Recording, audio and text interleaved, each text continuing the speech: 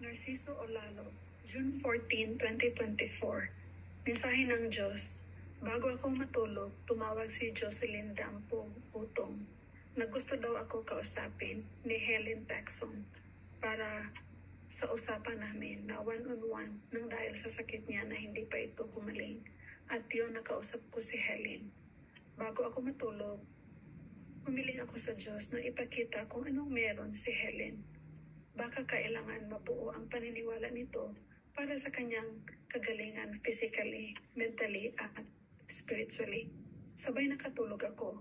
Habang nakatayo ako, pinapanood ko ang isang babae na nagwawalis sa labas ng bahay. Pagkakita niya sa akin, ang sabi, "Sir Nars, akyat ka muna at pumasok sa loob para manood ng TV sa sala." Umakyat ako sa hagdan na ilang step lang.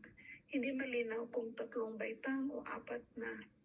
Katingin kasi ako sa loob ng bahay. Pagpasok ko, nakita ko ng isang lalaki at isang babae na nakaupo. Umupo ako ang nanood ng TV. Habang nanood ako sa TV, nakita ko ang isang babae na tumatay habang nakaupo ito sa bowl. Biglang may nagbukas sa pintuan sa toilet. Patulak, papasok sa loob. Sinara uli ng lalaki nang bago ang senaryo. Tumatay ako na alam ko na tumatay naman ako pero walang lumalabas. At habang nakaupo ako sa toilet bowl, nakita ko ang isang lalaki na nagpacking ng karton. Naisip ko na pagkatapos ko, tulungan ko siya. Tamang-tama, natapos din ang ako at ang lalaki. Binuhat ng lalaki ang karton. Ang sabi ko, "Gusto mo tulungan kita?" Sumagot ang lalaki, "Yung tape lang ang dalhin mo." Umalis ang lalaki at umalis din ako. Naisip ko, saan ko pala dalhin ang tape? Napadaan ako sa isang bahay. Nakita ko ang salamin na pinturado. Tinuklap ko ito at nakita ko sa loob ang isang babae. Naisip ko, anak yata ng may-ari na kilala ko. Lumabas ang lalaki at babae. Ako na ang nagsabi na tinuklap ko ang pintura. Baka magalit, sinabi ko na rin na pinturahan ko uli ng bago. Hindi naman nagalit ang mag-asawa. Nagtanong na rin ako kung saan ang bahay ni Per. Yung kilala ko dati na ang alam ko kilala ko ang asawa niya pero patay na ito. Tinuro nila ang bahay, lumipat na pala sila. Sinalubong ko Sinabi ko pa kung saan malapit. Ang sabi, malapit daw sa chapel. Sabi, ano yon, simbahan? Sabi nila, oo. Lumakad na ako para magpatuloy. Naisip ko ang asawang naiwan na lalaki. Malakas pa naman yun. Uminom, kaya malaki ang tiyan. Naisip ko, sabi ko, hala, may nakalimutan pala ako. Itanong kay Suset na may anak pala siyang lalaki na nasa Cebu na parang nakalimutan na sila. Naisip ko rin baka walang komunikasyon, kaya siguro ganon. Sabay nagising ako. Umaga na pala ang mensahe ng Diyos. Ang tanungan nito, gawin ko sa Zoom kung may schedule at may sabay sa mensahe ng Diyos. Kung meron man, abangan na lang nito ang schedule. Medyo no? Yun yung senaryo, Helen. Medyo masalimuot yung kwento, pero may mga tanong lang ako, ilan-ilan, kung anong laman nito. Una-una, yung pagpapasok pa sa bahay ninyo, merong ilang step, 2 o 3 step bago ang sahig. 2, Sir Nars? Oo. Sino ang nakakaalam na hindi ako nakarating sa bahay niyo? Yan, tanong ko. Una lang tanong yan, ha? Sino nakakaalam na hindi ako nakarating sa bahay niyo? Ha?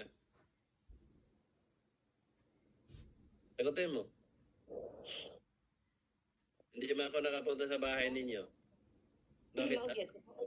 Bakit alam ko na mayroong 2 o 3 step Kasi yun ang nakita ko eh. Nakatingin ako sa babae na nagwalis sa labas na sinabing pumasok ka. Yun ang nakita kong step. Nakatingin ako sa loob. Pwede naman na may hagdan kayo na ilang baitang. Pwede naman na walang hagdan, step. Di ba? Pwede flat naman ang bahay ninyo. Bakit nakita ko na yun ang ang sitwasyon ng bahay ninyo na hindi ba ako nakarating sa bahay ninyo? Tinood yun, Sir Lars. Kaya ang tanong ko, sino nakakaalam nun? Ha? Bakit hindi mo bakit hindi mo sagot? Siyempre naman ang tanong ko eh, sino nakakaalam nun?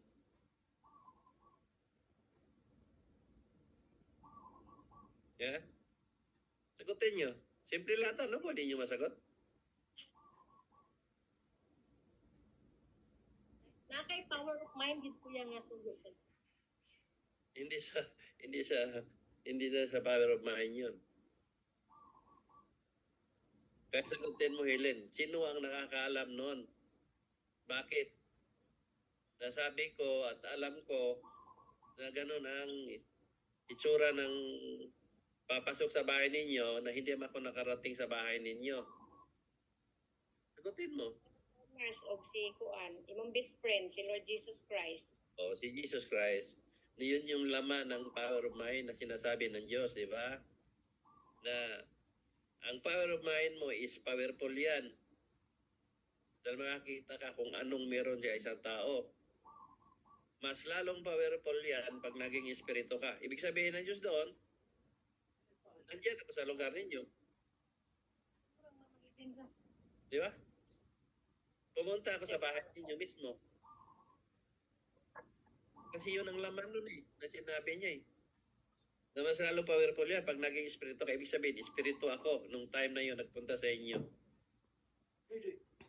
Ipinakita ng Diyos na yun ang meron sa inyo para masabi ko sa iyo, para mabuwang paniwala mo, na masabi mo, totoo nga siyang ginamit ng Diyos. Kasi bakit niya alam?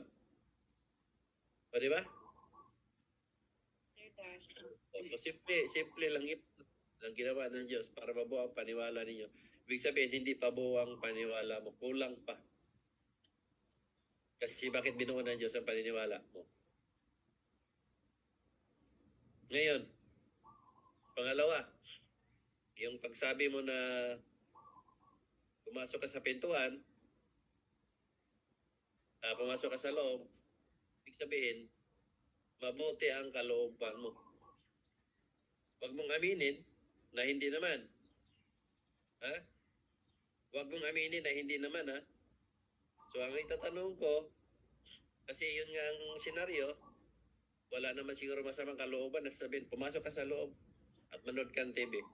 So, dahil yun ang salitang narinig ko sa babae na yun, ibig sabihin ng Diyos doon, maganda ang kalooban mo. Totoo ba o hindi?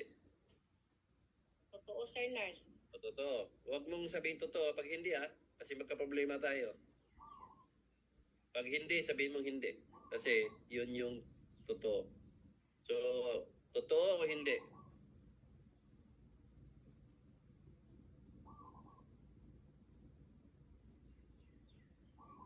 Sir Lars. Totoo. Ikaw nakakala sa sarili mo. Totoo ba na maganda ang kalooban mo? Pag mayroon kang bisita, yun ba ang pakitungo mo? Totoo, Sir Lars.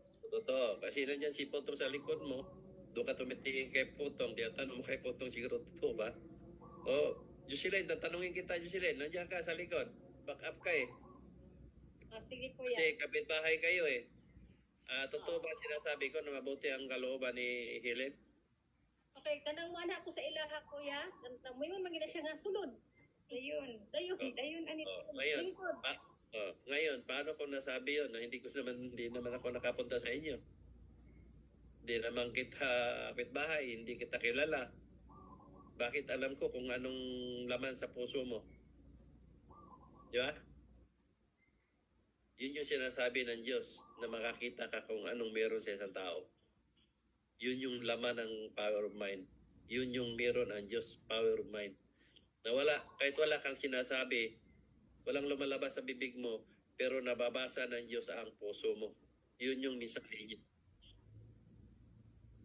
Na walang sinasabi ang tao, walang lumalabas sa bibig ng tao, pero nababasa ng Diyos ang puso nito. Yun. So malinaw doon, di ba? Opo, Sir Nars. Tingnan ko ulit yung mensahe, Miss K. Kung i-share mo, tingnan ko ulit ang dapat ko itanong. Dahil alam ko may tatanong pa ko doon.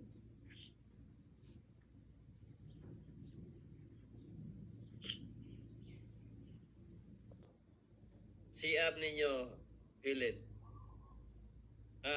Pag pumasok ka sa CR, ang pintuan papasok sa loob. Pasok sa loob na. Ang among CR, Sir Nars, nasa gawas. Sa among kusina. Ang pintuan ang tanong ko, hindi ang CR kung nasa loob o sa gawas. Ang pintuan, Ang pintuan ng CR ba, kung pag pumasok ka sa loob sa CR, paloob ba ang patulak ba ang pintuan? may sira. Cortina raman, Sir Nars. Tinara. Cortina cover. Oo, yun lang tanong ko. Sorry. Wait lang po. Sadali lang, Miss Kay, sadali lang.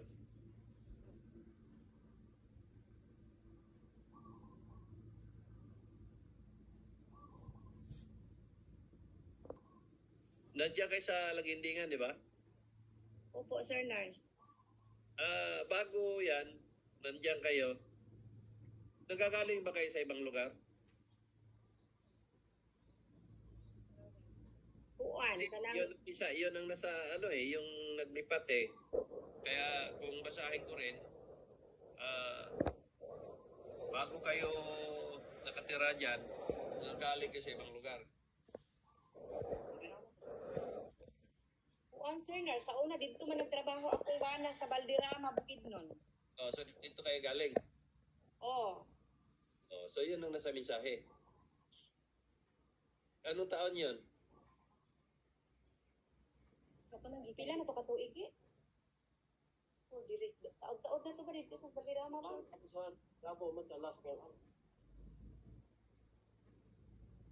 Tapos ilang taon na kayo dyan? Pila ka tuig na ta dire. Si Michelle man ang atong bata. Eh diri naman nag-anak si Michelle. 1987, Sir Nars. 1987. So isipin mo tagal ng panahon yun. Paano ko nalaman na galing pala kayo sa ibang lugar? Basta haba ng panahon na yun, matagal na yun eh. Paano ko nalaman yun? Na lumipat kayo?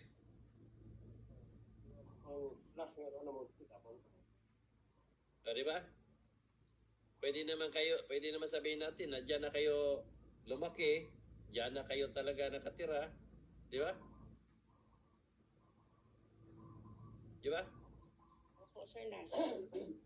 Bakit nalaman ko yun? Naisulat ko na kung basahin ko ngayong naglipat, na sabi nga, ako na mag-packing, ibig sabihin, naglipat kayo. Ibig sabihin, galing kayo sa ibang lugar. Di ba? Bakit naisulat ko yun? Dahil yun ang sinabi ng Diyos na kung nagkwentuhan Diyos sa akin, sinasabi niya, ayan sila ni Miguel, sila ni Helen. Galing man yan sila sa Davao. Lumipat na lang sila dyan eh. So ganun ang istorya nun. Kung sa salitang naunawaan ninyo. Di ba? Opo, Sir Nars. So ngayon, meron lang ako maitanong din na sandi lang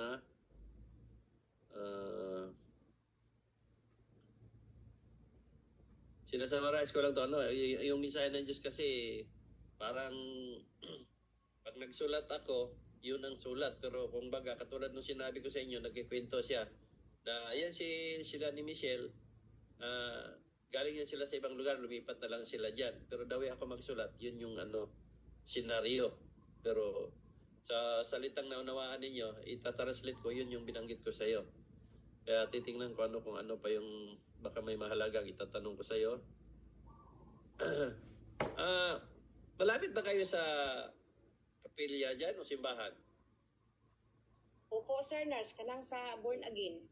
Oh, ngayon, ito tanong ko ulit. Paano ko nalaman ng bahay niyo malapit kayo sa simbahan? Di ba ako nakapunta karating sa bahay niyo? Power of mind. Ha? Is it Christ?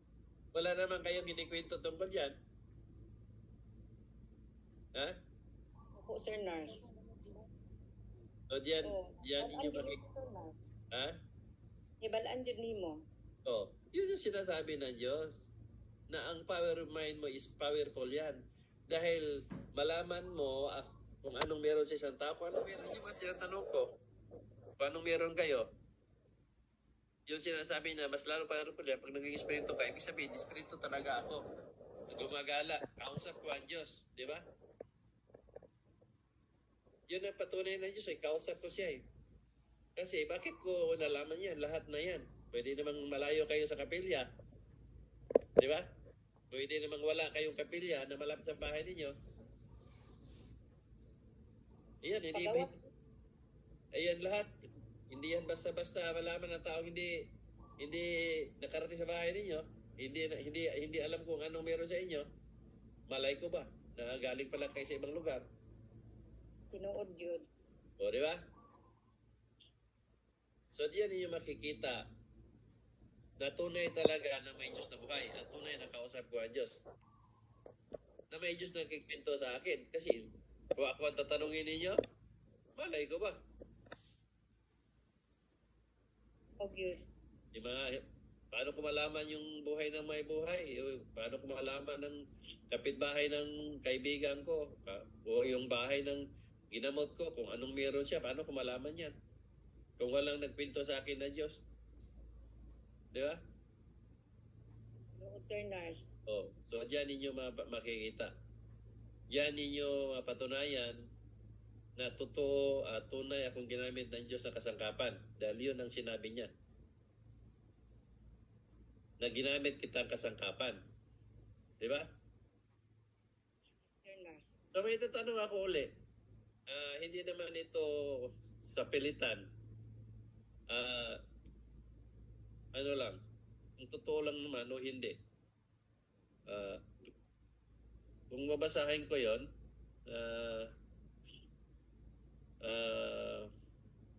totoo lang naman o hindi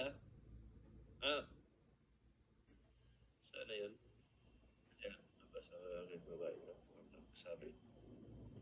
May tanong ko lang, bago si Miguel na naging asawa mo, meron ka bang naging kasamang lalaki noon? Bago si Miguel? Wala man, Sir Nars. Wala. Yun lang tanong ko. Tinignan ko lang yung sinulat ko kung may lalaki kasing nabanggit pero wala namang sinasabi na ano. Siya tanong ko lang sa'yo. So, yung simbahan ay tanong ko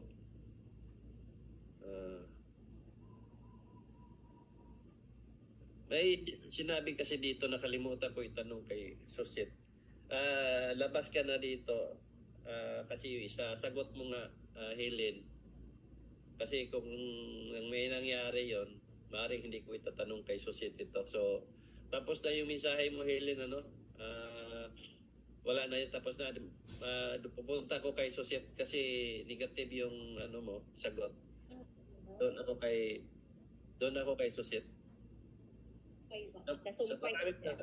Maraming salamat, Helen, ha? Salamat, Sir Nars, kay Jesus Christ. Thank you sa akong mensahe, Sir Nars. Pagkalob ng Diyos sa iyo ang paggaling mo. Thank you, Sir Nars. Salamat kayo. Salamat. Thank you. Salamat kayo. Salamat. Sa Balamban. Mute lang po. Mute niyo Suset, yung ano niyo.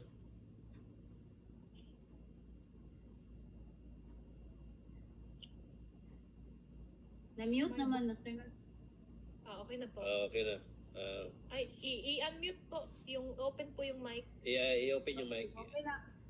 Open na, MJ. So, Ngayon, bumaling ako sa iyo, Susit, kasi may isang tanong ako kay Helen, Nigatek. Nabanggit kasi ang pangalan mo. So, kung positive yung sagot ni Helen, hindi na ako magtatanong sa iyo. Dahil nga may pangalan ka, may tanong ko.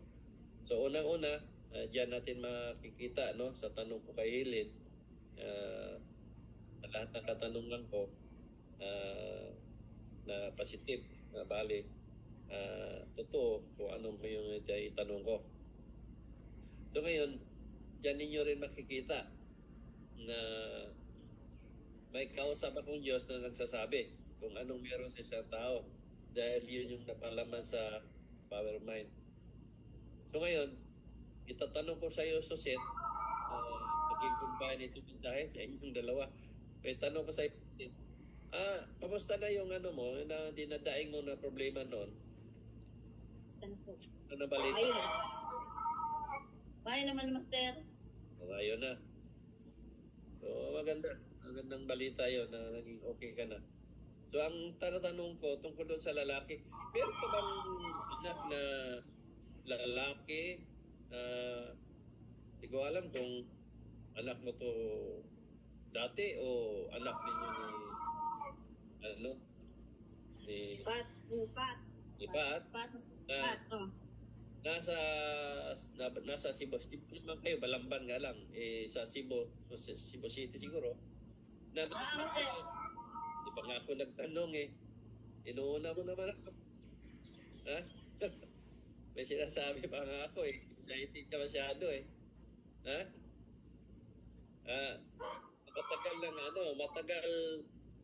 Matagal na nandoon at tayo sa senaryo na parang malabo ang komunikasyon o wala kayong komunikasyon. Meron ka ba anak na lalaki na sa Cebu City na matagal wala kayong komunikasyon o bihira kayo magkomunikasyon? Master. Bihira ang salam.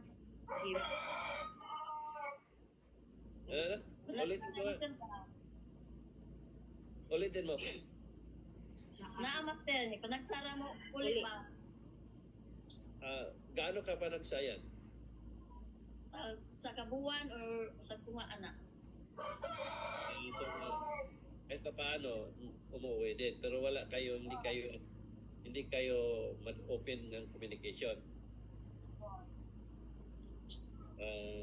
Pala ko ang anak mo yung babae lang. Duha ka mo ko anak, Master. Duha nga. So, babae yung isa. Oo. Tapos yung isa, yun yung nasa Cebu. Oo. Ngayon ko lang nalaman na mayroon pa palang anak na lalaki na Cebu. Hindi nyo naikwento yun sa akin Wala ka, Master. Wala na po kuan mo kanang kwento ba? Ano na po anak sa Cebu. Yun kasi sabi sa'yo, kahit tinanong ko rin sa'yo, totoo ba nga may anak ka sa Kasi negative kasi ang sagot ni Helen, kaya ako nagtatanong sa'yo. Master. So, yun lang, Susit. Ayun nga.